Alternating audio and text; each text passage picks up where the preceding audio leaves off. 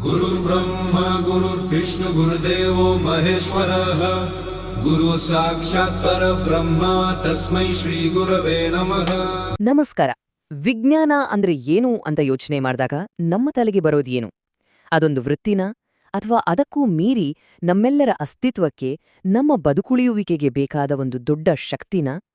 ಕೀಲಿಸ್ ಬೊರೊಕ್ ಅವರ ಒಂದು ಅದ್ಭುತ ಪ್ರಬಂಧದ ಆಧಾರದ ಮೇಲೆ ವಿಜ್ಞಾನದ ನಿಜವಾದ ಮೌಲ್ಯ ಏನು ಅನ್ನೋದನ್ನ ಇವತ್ತು ಅರ್ಥ ಮಾಡ್ಕೊಳ್ಳೋಣ. ಬನ್ನಿ ಶುರು ಮಾಡೋಣ. ಸರಿ, ನಮ್ಮ ಇವತ್ತಿನ ವಿಶ್ಲೇಷಣೆಯನ್ನು ಒಂದು ನೇರವಾದ, ಸ್ವಲ್ಪ ವಿಚಿತ್ರವಾದ ಪ್ರಶ್ನೆಯಿಂದ ಶುರು ಮಾಡೋಣ. ವಿಜ್ಞಾನಿಗಳು ಅಷ್ಟು ಬುದ್ಧಿವಂತರಾಗಿದ್ರೆ ಅವ್ರು ಯಾಕೆ ಅಷ್ಟು ಶ್ರೀಮಂತರಾಗಿರೋಲ್ಲ? ಈ ಪ್ರಶ್ನೆ ಕೇಳೋಕೆ ಸರಳ ಅನ್ಸಿದ್ರೂ ಇದು ನಮ್ಮನ್ನ ಆಳವಾದ ಯೋಜನೆಗೆ ದೂಡುತ್ತೆ. ಅಂದ್ರೆ, ಒಬ್ಬ ವಿಜ್ಞಾನಿಯನ್ನ ನಿಜವಾಗಿಯೂ ಯಾವುದು ಪ್ರೇರೇಪಿಸುತ್ತೆ? ಅವರಿಗೆ ಸಿಗುವ ನಿಜವಾದ ಸಾರ್ಥಕತೆ ಎಲ್ಲಿದೆ? ಸಾಮಾನ್ಯವಾಗಿ ಯಶಸ್ಸು ಅಂದ್ರೆ ಏನು? ಹಣ, ದೊಡ್ಡ ಕಾರು, ದೊಡ್ಡ ಮನೆ, ಹೀಗೆ ಅಲ್ವಾ? ಆದ್ರೆ ವಿಜ್ಞಾನಿಗಳ ಜಗತ್ತಿನಲ್ಲಿ ಯಶಸ್ಸಿನ ಅಳತೆಗೋಲೇ ಬೇರೆ. ಅವರಿಗೆ ಸಿಗೋ ನಿಜವಾದ ಬಹುಮಾನ ಹಣದಲ್ಲಿಲ್ಲ. ಬದಲಿಗೆ ಒಂದು ಹೊಸ ವಿಷಯವನ್ನ ಕಂಡುಹಿಡಿದಾಗ ಆಗುವ ರೋಮಾಂಚನ ಇದೆಯಲ್ಲ, ಅದು. ತಮಗೆ ಇಷ್ಟವಾದ ವಿಷಯದ ಹಿಂದೆ ಬಿದ್ದು ಅದನ್ನ ಅನ್ವೇಷಿಸುವ ಸಂಪೂರ್ಣ ಸ್ವಾತಂತ್ರ್ಯ ಮತ್ತು ಪ್ರಕೃತಿಯ ಒಂದೊಂದೇ ರಹಸ್ಯವನ್ನ ಬಿಡಿಸಿದಾಗ ಸಿಗುವ ಆ ಬೌದ್ಧಿಕ ತೃಪ್ತಿ ಇದೆಯಲ್ಲ, ಅದೇ ಅವರ ನಿಜವಾದ ಸಂಪತ್ತು. ಆ ಸಂಪತ್ತಿನಲ್ಲಿ ಸೌಹಾರ್ದತೆ ಅನ್ನೋದು ಕೂಡ ಒಂದು ಪ್ರಮುಖ ಭಾಗ. ಅಂದ್ರೆ, ಒಟ್ಟಿಗೆ ಕೆಲಸ ಮಾಡುವಾಗ ಹುಟ್ಟುವ ಸ್ನೇಹ, ನಂಬಿಕೆ ವೈಜ್ಞಾನಿಕ ಸಮುದಾಯದ ಅತ್ಯಂತ ಸುಂದರವಾದ ಗುಣ ಇದು. ಅಲ್ಲಿ ಜ್ಞಾನದ ಹುಡುಕಾಟದಲ್ಲಿ ಎಲ್ಲರೂ ಒಂದೇ ದೋಣಿಯ ಪ್ರಯಾಣಿಕರು. ಸ್ಪರ್ಧೆಗಿಂತ ಹೆಚ್ಚಾಗಿ ಸಹಕಾರ, ಪರಸ್ಪರ ಗೌರವದಿಂದ ಎಲ್ಲರೂ ಒಟ್ಟಾಗಿ ಮುಂದೆ ಹೋಗ್ತಾರೆ. ನೋಡಿ, ಈ ಸೌಹಾರ್ದತೆ, ಈ ಜ್ಞಾನದ ಅನ್ವೇಷಣೆ ಅನ್ನೋದೆಲ್ಲ ಕೇವಲ ಪುಸ್ತಕದ ಮಾತಲ್ಲ. ಒಂದು ಕಾಲದಲ್ಲಿ ಇದೆಲ್ಲ ಸೇರಿ ಇಡೀ ಜಗತ್ತನ್ನ ಒಂದು ದೊಡ್ಡ ವಿನಾಶದಿಂದ ಪಾರು ಮಾಡಿತ್ತು. ಹಾಗಿದ್ರೆ ಬನ್ನಿ, ಒಂದು ವೈಜ್ಞಾನಿಕ ಸಮಸ್ಯೆ ಹೇಗೆ ಜಗತ್ತಿನ ಬಿಕ್ಕಟ್ಟಾಗಿ ಬದಲಾಯಿತು ಅನ್ನೋ ಆ ರೋಚಕ ಕಥೆಯನ್ನ ನೋಡೋಣ. ನಾವೀಗ 1960ರ ದಶಕಕ್ಕೆ ಹೋಗೋಣ.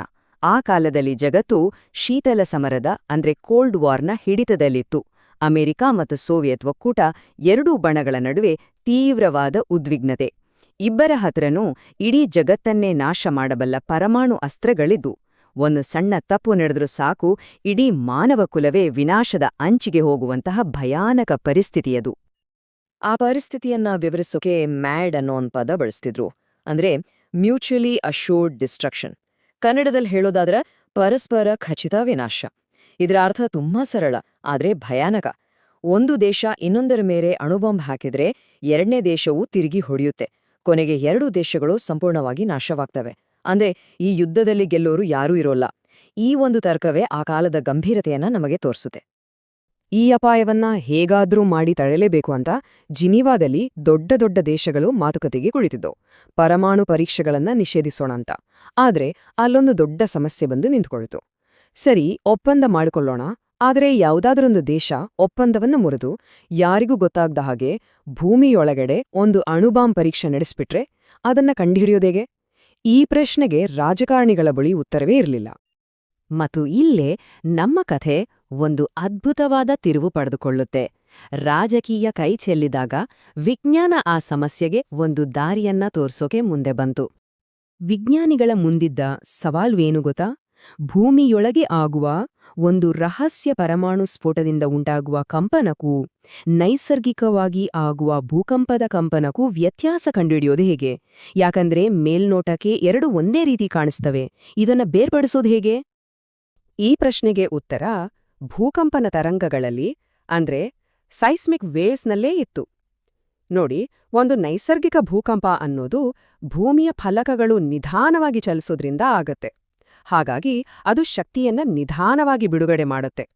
ಆದ್ರೆ ಒಂದು ಅಣುಬಾಂಬ್ ಸ್ಫೋಟ ಅನ್ನೋದು ತನ್ನ ಎಲ್ಲಾ ಶಕ್ತಿಯನ್ನ ಒಂದೇ ಒಂದು ಕ್ಷಣದಲ್ಲಿ ಹೊರಹಾಕತ್ತೆ. ಇದರಿಂದಾಗಿ ಇವೆರಡು ಸೃಷ್ಟಿಸುವ ತರಂಗಗಳ ಸಿಗ್ನೇಚರ್ ಅಂದ್ರೆ ಸಂಕೇತ ಬೇರೆ ಬೇರೆಯಾಗಿರುತ್ತೆ. ಈ ಒಂದು ಸೂಕ್ಷ್ಮವಾದ ವ್ಯತ್ಯಾಸವೇ ಒಂದು ಜಾಗತಿಕ ಒಪ್ಪಂದಕ್ಕೆ ದಾರಿ ಮಾಡಿಕೊಡ್ತು. ಆ ಕಾಲದ ಪರಿಸ್ಥಿತಿಯನ್ನ ಒಮ್ಮೆ ಕಲ್ಪನೆ ಮಾಡ್ಕೊಳ್ಳಿ. ಒಂದು ಕಡೆ ರಾಜಕೀಯ ಜಗತ್ತು ಕಬ್ಬಿಣದ ಪರದೆಯಿಂದಾಗಿ, ಅಂದರೆ ರಾಜಕೀಯ ಸಿದ್ಧಾಂತಗಳಿಂದಾಗಿ ಅಪನಂಬಿಕೆಯಲ್ಲಿ ಸಂಪೂರ್ಣವಾಗಿ ಮುಳುಗಿ ಹೋಗಿತ್ತು. ಆದರೆ ಇನ್ನೊಂದು ಕಡೆ ಇದ್ದ ವೈಜ್ಞಾನಿಕ ಜಗತ್ತು ಇದಕ್ಕೆ ತದ್ವಿರುದ್ಧವಾಗಿತ್ತು. ಅಲ್ಲಿ ದೇಶ, ಭಾಷೆ, ರಾಜಕೀಯ ಸಿದ್ಧಾಂತ ಎಲ್ಲವನ್ನೂ ಮೀರಿ ಕೇವಲ ಸತ್ಯ ಮತ್ತು ಸಾಕ್ಷ್ಯದ ಆಧಾರದ ಮೇಲೆ ಶತ್ರು ದೇಶಗಳ ವಿಜ್ಞಾನಿಗಳು ಕೂಡ ಒಂದಾಗಿದ್ರು. ಇದರ ಫಲಿತಾಂಶ ಏನಾಯ್ತು? ಪರಮಾಣು ಪರೀಕ್ಷಾ ನಿಷೇಧ ಒಪ್ಪಂದಕ್ಕೆ ಸಹಿ ಬಿತ್ತು. ಇದು ರಾಜಕೀಯ ಸಂಘರ್ಷದ ಮೇಲೆ ವೈಜ್ಞಾನಿಕ ತರ್ಕ ಮತ್ತು ಸಹಕಾರ ಸಾಧಿಸಿದ ಒಂದು ಐತಿಹಾಸಿಕ ವಿಜಯವಾಗಿತ್ತು. ಈ ಐತಿಹಾಸಿಕ ಘಟನೆ ನಮಗೆ ಒಂದು ದೊಡ್ಡ ಪಾಠವನ್ನ ಕಲಿಸ್ತೆ. ಯೋಚನೆ ಮಾಡಿ, ಒಂದು ವೇಳೆ ಆ ದಿನ ಆ ವಿಜ್ಞಾನಿಗಳಿಗೆ ಭೂಕಂಪನ ತರಂಗಗಳ ಬಗ್ಗೆ ಅಷ್ಟು ಆಳವಾದ ಜ್ಞಾನ ಇರ್ಲಿಲ್ಲ ಅಂದಿದ್ರೆ. ಹಾಗಾಗಿ ನಮ್ಮ ಗಮನವನ್ನು ಈಗ ಇನ್ನೊಂದು ಪ್ರಮುಖ ವಿಷಯದ ಕಡೆಗೆ ಹರಿಸೋಣ. ಅದೇನಂದ್ರೆ, ನಮ್ಮ ಭವಿಷ್ಯದ ಬದುಕುಳಿಯುವಿಕೆಗೆ ಮೂಲಭೂತ ವೈಜ್ಞಾನಿಕ ಸಂಶೋಧನೆ ಯಾಕೆ ಅಷ್ಟೂ ಮುಖ್ಯ ಅನ್ನೋದು. ಹಾಗಿದ್ರೆ ಈ ಮೂಲಭೂತ ಸಂಶೋಧನೆ ಅಂದ್ರೆ ಏನು?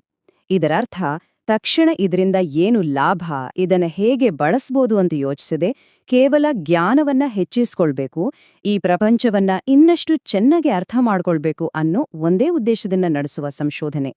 ಇದು ಕುತೂಹಲದಿಂದ ಹುಟ್ಟುತ್ತೆ, ವ್ಯಾಪಾರದಿಂದ ಅಲ್ಲ. ಈ ಮೂಲಭೂತ ಸಂಶೋಧನೆ ಅನ್ನೋದು ಒಂದು ಅದ್ಭುತ ಸರಪಳಿಯ ಹಾಗೆ ಕೆಲಸ ಮಾಡುತ್ತೆ.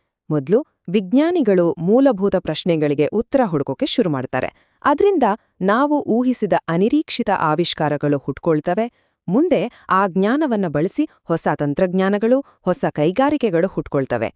ಇವತ್ತು ನಾವು ಬಳಸುವ ಆಂಟಿಬಯೋಟಿಕ್ಸ್ನಿಂದ ಹಿಡಿದು ನಮ್ಮ ಕೈಯಲ್ಲಿರುವ ಸ್ಮಾರ್ಟ್ಫೋನ್ಗಳವರೆಗೂ ಪ್ರತಿಯೊಂದೂ ಕೂಡ ಒಂದಲ್ಲ ಒಂದು ದಿನ ಇಂತಹ ಮೂಲಭೂತ ಸಂಶೋಧನೆಯಿಂದಲೇ ಶುರುವಾಗಿದ್ದು. ಹಾಗಾಗಿ ನಾವು ಸ್ಪಷ್ಟವಾಗಿ ಅರ್ಥ ಮಾಡಿಕೊಳ್ಳಬೇಕಾದ ವಿಷಯ ಏನಂದ್ರೆ, ನಮ್ಮ ಬದುಕುಳಿಯುವಿಕೆಗೆ ಹಣ ಬೇಕು, ರಾಜಕೀಯ ಇಚ್ಛಾಶಕ್ತಿ ಬೇಕು, ನಿಜ. ಆದರೆ ಅವೆಲ್ಲಕ್ಕಿಂತ ಮುಖ್ಯವಾದದ್ದು ವಿಜ್ಞಾನದಿಂದ ಸೃಷ್ಟಿಯಾಗುವ ಬೌದ್ಧಿಕ ಸಂಪನ್ಮೂಲ. ಅದೇ ನಮ್ಮ ಅತಿದೊಡ್ಡ ಆಸ್ತಿ. ನಮ್ಮ ಭವಿಷ್ಯ ಅದರ ಮೇಲನೆ ನಿಂತಿದೆ. ಹಾಗಾದ್ರೆ ಶೀತಲ ಸಮರದ ಕಾಲದಿಂದ ಕಲಿತ ಪಾಠವನ್ನ ಇವತ್ತಿನ ನಮ್ಮ ಜಗತ್ತಿಗೆ ಅನ್ವಯಿಸಿ ನೋಡೋಣ. ಹವಾಮಾನ ಬದಲಾವಣೆ, ಹೊಸ ಸಾಂಕ್ರಾಮಿಕ ರೋಗಗಳು, ಹೀಗೆ ನಮ್ಮ ಮುಂದಿರುವ ಇಂದಿನ ದೊಡ್ಡ ಸವಾಲುಗಳನ್ನ ಎದುರಿಸಲು ನಮಗೆ ಏನು ಬೇಕು? ಉತ್ತರ ತುಂಬಾ ಸ್ಪಷ್ಟ. ವಿಜ್ಞಾನವೇ ನಮ್ಮ ಅತ್ಯಂತ ಶಕ್ತಿಶಾಲಿ ಸಾಧನ.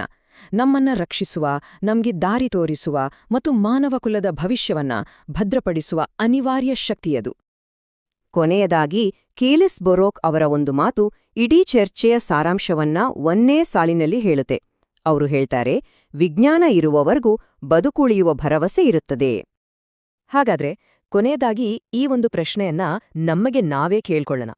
ಇವತ್ತು ಜಗತ್ತಿನ ಯಾವುದೋ ಒಂದು ಮೂಲೆಯ ಪ್ರಯೋಗಾಲಯದಲ್ಲಿ ಯಾವ ಲಾಭವನ್ನೂ ಅಪೇಕ್ಷಿಸದೆ ನಡೆಯುತ್ತಿರುವ ಒಂದು ಮೂಲಭೂತ ಸಂಶೋಧನೆ ನಾಳೆ ನಮ್ಮೆಲ್ಲರ ಬದುಕನ್ನ ಉಳಿಸುವ ಮುಂದಿನ ಸಂಜೀವಿನಿ ಆಗಬಹುದೇ? ಇದರ ಬಗ್ಗೆ ಯೋಚಿಸಿ. ಧನ್ಯವಾದಗಳು.